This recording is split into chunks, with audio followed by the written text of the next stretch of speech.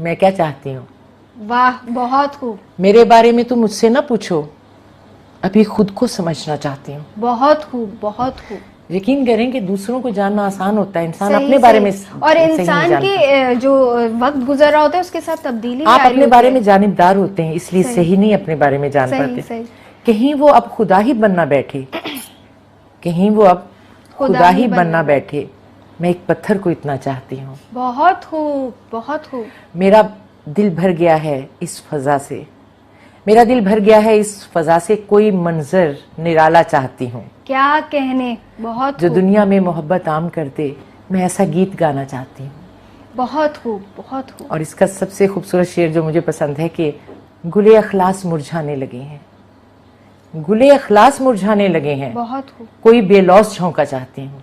बहुत खूब। मोहब्बत में ये भी उन दोस्तों के हवाले हो गया जो आपने कहा मुझे इंसान समझते हैं। देखें, मोहब्बत में भी गर्ज शामिल है। सही सही सिर्फ दोस्ती एक ऐसा रिश्ता है जो बेलौस होता है। सही। फिर है कि दमे आखिर मुझे किसने पुकारा, दमे आखिर मुझे किसने पुकारा, मैं फिर है मौत जीना चाहती हूँ।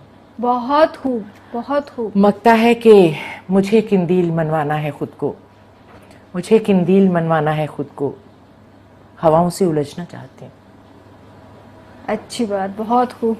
तो आपने काफी मनवा भी लिया है। पता नहीं, अभी तो मुझे लगता है कि झगड़ा ही चल रहा है।